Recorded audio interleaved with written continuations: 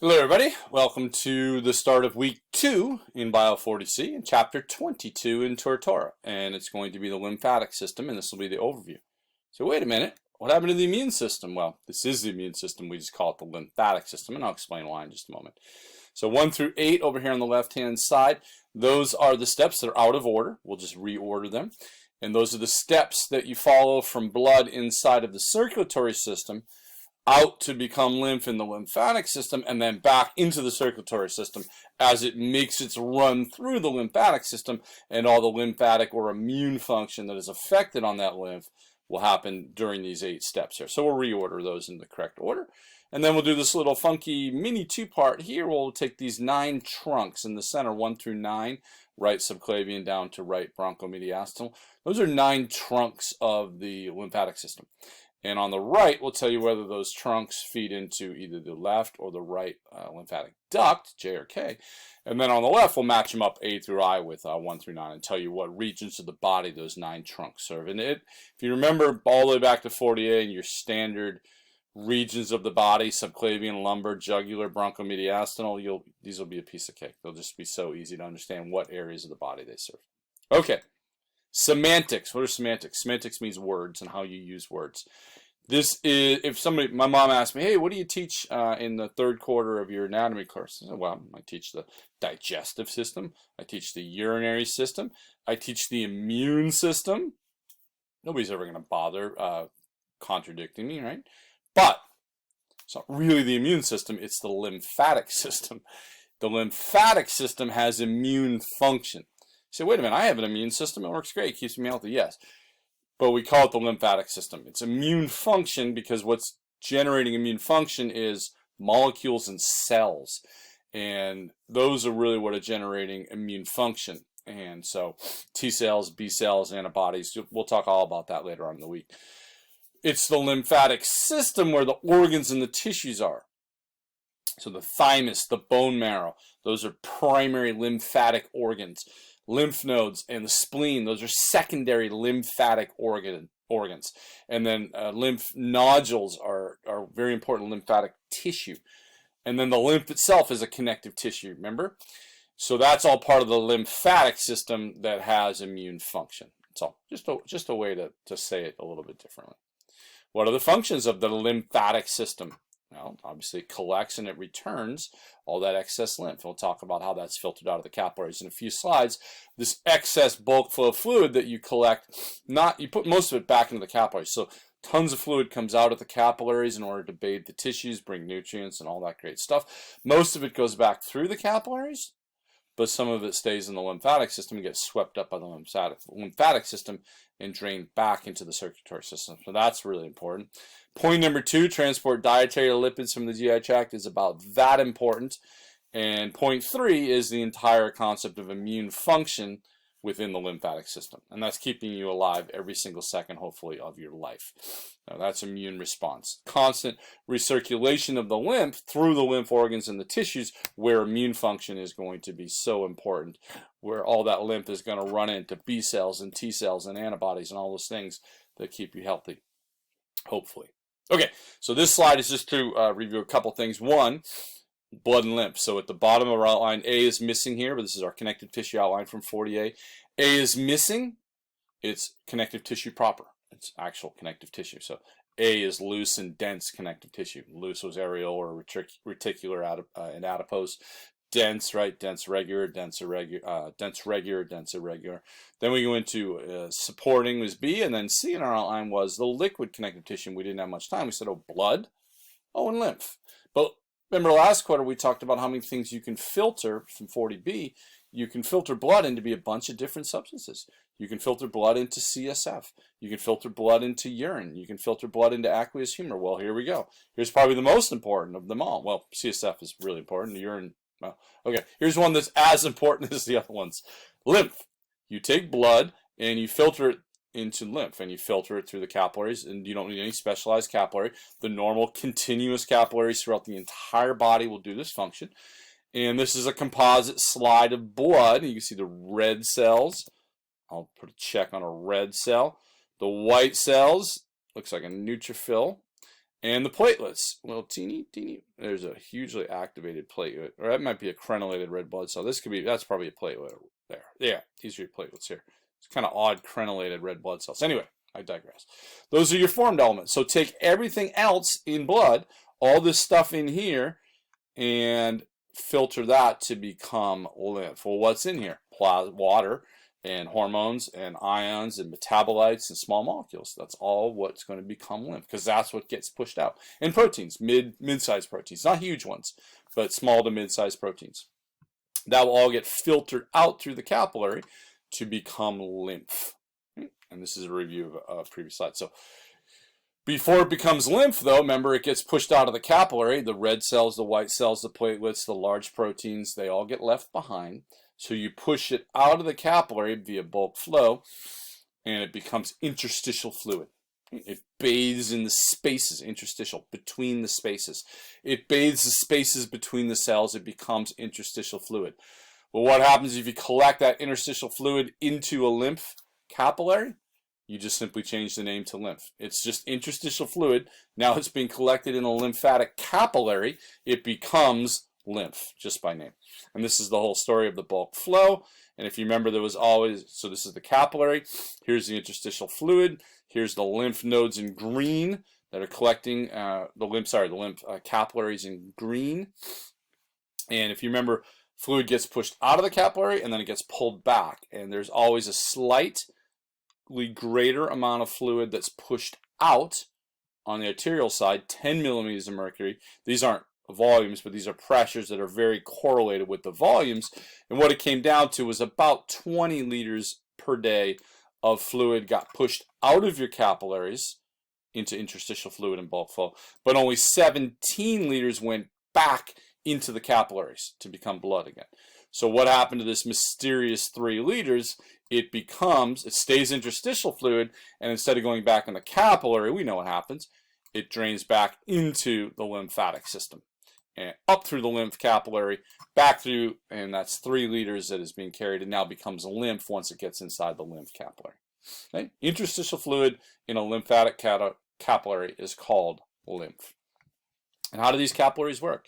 You know how the regular capillaries work on the right-hand side. Nothing to say here other than blood just flowing on the arterial side, through the thoroughfare channel possibly, and into the venous side, or through some other channels, and on it goes. These seem to be all thoroughfare type, but anyway, that's your path of your blood from the arterial side through. Oh, I like this one's got some tweakiness to it. There you go. And then through, what have you. The fluid that gets pumped into the interstitial spaces enters the lymphatic capillaries, and they have these open ends. They don't go from here. They just start right here.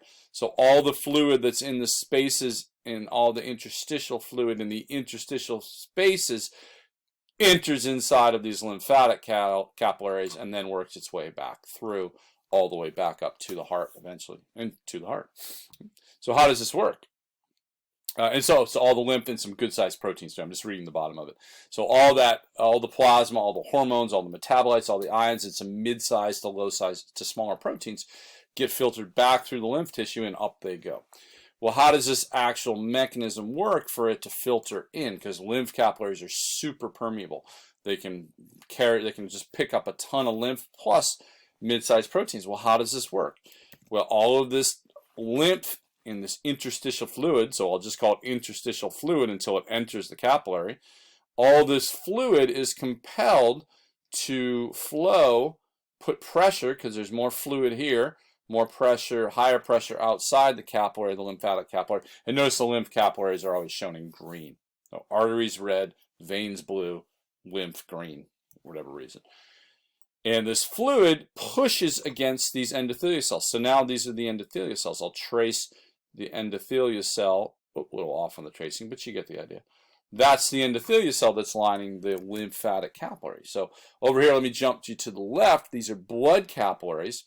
The endothelial cells lining the blood capillary, and here's some red blood cells running through the middle of my capillary. This is a little bit of a larger capillary, but you get the idea. And here are the intercellular clefts between the endothelial cells. No problem. This is how the lymphatic capillary is built, where the endothelial cells you can see staggered like shingles and overlapping each other. Well, what does that mean?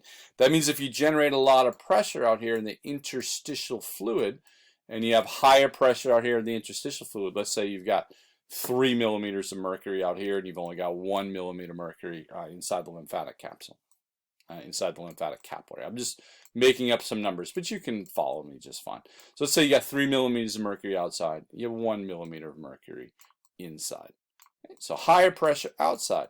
That means that the lymph is going to, the interstitial fluid is going to push against these endothelial cell that are lining the capillary. And they're going to push against there. And what's going to happen? I'll show you again. Here's the pressure because higher outside, more fluid is accumulating in the tissue. Show you that again. Here's the pressure pushing. What's going to happen to these endothelial cells? Well, they're going to open and swing like a one-way door, like a door. When you push on it, it's going to open up. That's going to allow the passage and the flow of this interstitial fluid suddenly becomes lymph because now it's entered the lymphatic capillary. Okay. Well, what happens if you say, okay, well, what would happen if it were the other way? What happened if it were 3 millimeters of mercury inside and only 1 outside? Well, now your pressure would be building to push outward, but do you see how the design prevents that? So now you're pushing outward, and see, as you push outward, you're not able to open these one-way doors. They don't open that way. So just picture it exactly like a door that swings inward. You got more pressure outside than inward, you can push the door inward and you're fine. But if the door only pushes inward and it locks into the frame and you're inside, you're never going to be able to push out because it's going to be locked into the frame. And so that's how these capillaries work, to collect interstitial fluid and make it lymph. And then your flow of lymph. See if I blow. No, I don't blow this. Flow of lymph. You're collecting in all these capillaries, and you're going to flow upward towards the heart. And oh, by the way, you're going to run through these lymph nodes that are really cool. These little lymph nodes. And you're going to flow up through more lymph nodes and flow up and pick a duct to go through and flow up. You're actually going to enter. I'll show you in just a little bit. You're going to enter at the level of the heart, just above the superior vena cava. So lymphatic veins or vessels, so you go from lymphatic capillaries into lymphatic vessels, not lymphatic veins. Lymphatic vessels is the correct term, which are very similar to small veins. Really thin walls and lots of valves. Right? And along the way, you're going to run through about 600 or so of these little bean-shaped, I'll show you in a little bit more detail, but there's a little bean-shaped little swelling along the line of the lymphatic vessel, and that's a lymph node. As you push through the lymphatic vessel, you have to filter through a lymph node. And there's 600 of these, meaning any bit of lymph that's collected on its way back to the circulatory system is by nature almost certain to go through a minimum of a couple, more likely dozens and dozens of lymph nodes, and it's being cleaned. Your lymph is being cleaned and filtered the whole time, and that's where immune function is typically happening. Most of it's happening inside those lymph nodes with amazing lymph immunoreactions. Right? So blood capillary pushed out by bulk flow, the fluid becomes interstitial fluid. It then goes into the very permeable lymphatic capillary. It's collected, moves up through the lymph vessels, through the lymph nodes as it goes along, into specific structures called trunks that I'll show. There's only 7 of them. They divide up the whole body. Oh, sorry, 9 of them. They divide up the whole body into various areas. And then from the trunks into 1 of 2 ducts. There's a left and a right. And then from there, they dump into the brachiocephalic veins just superior to the superior vena cava, and then they dump back into the heart, and onward you go. Right? And along the way, all the venous circulatory concepts are in place. So if you want to know what's happening to this lymph as it flows, go back to 40B and go back to what veins are all about. The one-way valves, the skeletal pump, the respiratory pump. They're all 100% in play. I don't even have pictures of them here, but they're all 100% in play. Understand those, review them if you need to. I'm not going to go over them here because we already did them in 40B, but understand that's how you get low pressure lymph, just like low pressure blood, to move back to the heart, just like it moves through the venous system using one-way valves, the skeletal and the respiratory pump.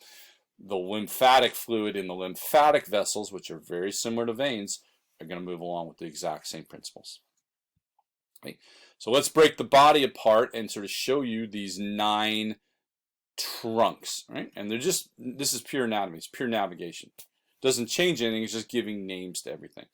So the right lumbar trunk is going to drain the area shown in blue, the entire right lower limb or leg, plus up through the right hypochondriac region and up through the right, catching the right side of the pelvis and the kidneys and the right kidney, right adrenal gland, and the right abdominal wall.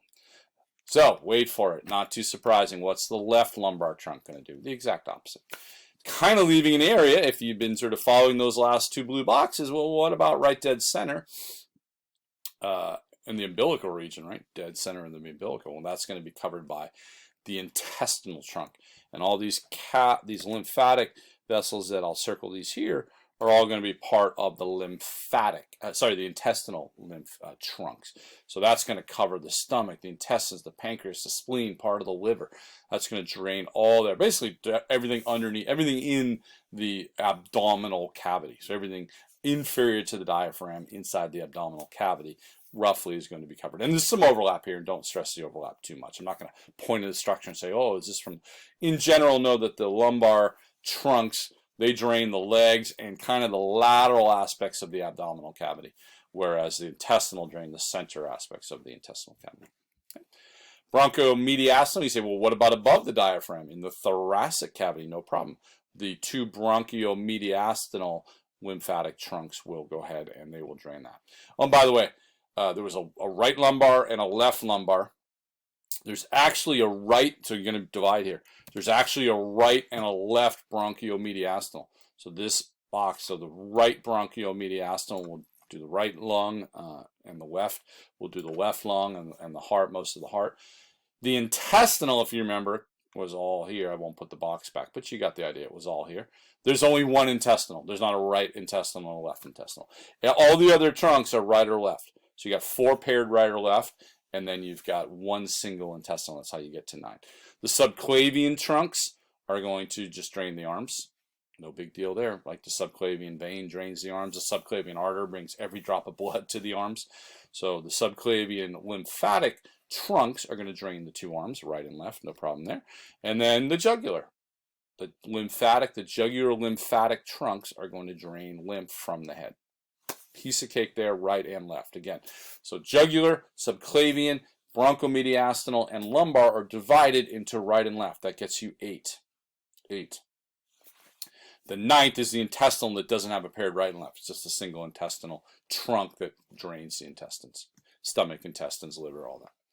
So here they are. 2 lumbar, 2 bronchomediastinal, 2 subclavian, 2 jugular, and 1 intestinal. These 9 trunks drain into 2 lymphatic ducts. And here again, this is pure anatomy. It doesn't change how anything functions. It's just showing you the path. This is navigational aids. The 2 ducts are called the left lymphatic duct, and not surprisingly, the right lymphatic duct. The left is also called the thoracic. So if you hear somebody say the thoracic and the right, they're really saying the left and the right. No big deal. 6 of the trunks, they're not even. They are not even whatsoever. Don't even begin to think, oh, let's just divide the body down the mid-sagittal plane. Everything on the right side will drain into the right and everything. No, that would just be way too easy, wouldn't it? It doesn't work that way. The way it works is that the left or the thoracic handles 6 of the trunks, and about 75% of the lymph in the body drains into the thoracic or the left, whereas only 3 of the trunks and only about 25% of the lymph in the body drains into the right. So the right's not doing a whole lot of work. And by the way, the right is incredibly short compared to the left. I have them drawn on here. The black line is overlying the green lymphatic. This is the green left or thoracic lymphatic duct, and it's about 40 centimeters long, or almost 18 inches long. It's running from your clavicle to roughly around the level of your diaphragm, so about 18 inches long. The right is far less impressive. The right is literally 1/2 of an inch long, or 1 centimeter. Just this little tiny nub. And you see they're both going right into where the jugular vein meets the subclavian vein and entering into, I'll put a check, the brachiocephalic veins. This is the right brachiocephalic vein. I'll circle the left brachiocephalic vein. Together they coalesce to become the superior vena cava. I'll put SVC. All right, and that's where they're dumping in. So now the question is, which 6 trunks feed into the left or the thoracic duct? Since it's so long, you would expect, hopefully, most of the lower stuff. So what is that black line? You see that? Just put on a black line right there. It's very underwhelming in this view, but you got to picture this person's got legs. And so there's 2 legs, the entire right lumbar. So what is this black line? That's the entire right lumbar. So that's feeding in from the entire right leg plus the entire right side of the abdominal cavity below the diaphragm. All right here, plus the entire right leg is all feeding into this black line that I just showed to you again, right there. That's the right lumbar. Oh, we need a left lumbar. So again, this is underwhelming and so short, but be aware that this goes down and drains the entire left leg and the entire left side of the pelvic cavity. So underwhelming in this picture, but don't underestimate how much they're draining. What is this next one? If you look in between the two, I'm going to highlight this right there. That's the intestinal. So that's draining this whole center area. So that's the intestinal, and that's draining this whole central intestinal area of the stomach, pancreas, spleen, all that. Okay. So those 3, so you got right lumbar, left lumbar, and intestinal are all draining into the left or the thoracic lymphatic duct, as well as if you come up the top, there's 3 more. So what is that? That's the left bronchiomediastinal that is draining, not surprisingly, it's draining the entire left thoracic cavity. That's all draining into this little black stem that I just put there. This is the left bronchiomediastinal. The left subclavian, again, it's shortened, but just know that this runs all the way down and drains the entire arm. No big deal there. And then the left jugular, and of course, by now, you should already know where this goes. This runs up and drains the entire head. So these are shown stubbed out. They're not showing the whole lymphatic trunk, but understand that this is, I have the cursor right now on the left jugular. Now I have the cursor on the left subclavian. Now I have the cursor on the left bronchiomediastinal. They all drain into the left or the thoracic lymphatic duct. And then down here, the right lumbar, the left lumbar, and the intestinal all also drain into the left or the thoracic duct just a little bit more inferiorly. Okay, now let's go to red and let's take a look at what drains into the tiny, short little right lymphatic duct. And the answer is the other 3 that we haven't mentioned before. The right bronchiomediastinal drains into it, the right subclavian, and wait for it, you know what's left, the right jugular, and they drain into it. So again, pure anatomy and just literally just pure navigation. This is navigation. And so what does it come out to? It comes out to this really cool looking schematic here where, again, it's not right down the mid-sagittal plane for responsibility. That left thoracic lymphatic duct is handling the massive amount. So everything from the right leg, the left leg, and everything below the diaphragm everything literally below the diaphragm goes into the left or the thoracic lymphatic duct. And then above the diaphragm, everything on the left side of the body goes into and then it's split. So if you want to think of it this way, superior to the diaphragm, you have a very standard right-left split. Right subclavian, right jugular, and right bronchiomediastinal feed into the right lymphatic duct. Very straightforward. Superior to the diaphragm, the left bronchiomediastinal, the left subclavian, the left jugular, they feed into the left or the thoracic lymphatic duct. But below the diaphragm, everything feeds into the left. So just something to know. No great deal. Let's just order these up super fast. We'll just throw these in the correct order. We know that everything's coming out of capillary blood, so I'm going to reorder them with the number 1. Then we know that it becomes interstitial fluid as soon as it gets pushed out of the capillaries. From there, what does it do? It jumps into lymphatic capillaries. From lymphatic capillaries, it goes into lymph vessels. Well, that's kind of funny. 4 was 4. Random chance. From there, filter through lymph nodes. And 4 and 5 here, 4 and my 5, they're fluid. You know, you go into a lymphatic vessel, go through some nodes, go through more vessel, go through some more nodes, and as you're going along, you're feeding through the nodes. From there, I need a 6. I'm going to have to go into one of the trunks, one of the 9 trunks, depending on where I am in the body. And then, depending on that, I'll either go into the left thoracic or the right lymphatic duct. And that will finish me off dropping into the brachiocephalic veins, just superior to the superior vena cava, back into the right atrium, and I'm back into the circulatory system. Piece of cake there. This one, the right-hand side will be super easy. These are my 9 trunks. I'm using a trunk approach here to discuss this. But I know that, I'll let me do it this way. Which ones go into K, the right lymphatic duct?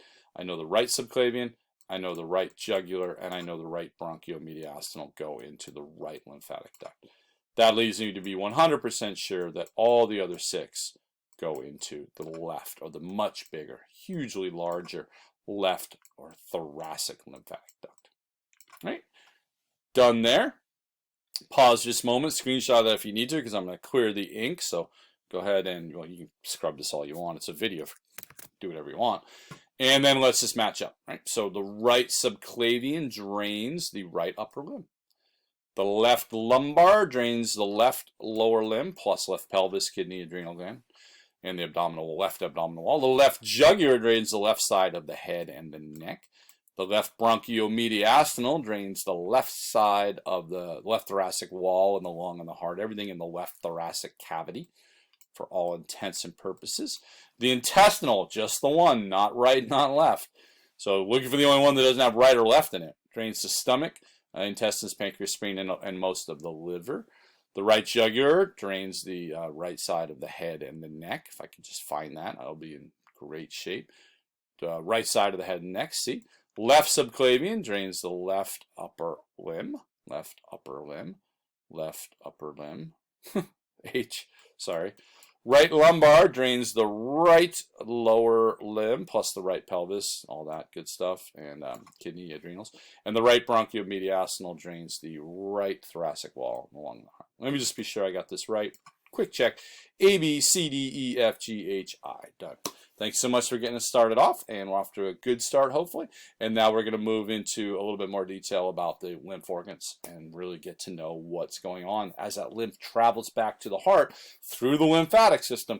What is all that great immune function? We'll get to the immune function in a few modules, but let's introduce all the players, all the organs and the tissues that are going to be ready to carry out that great immune function. So thanks so much for sticking with it. I appreciate it, and I really hope that helped.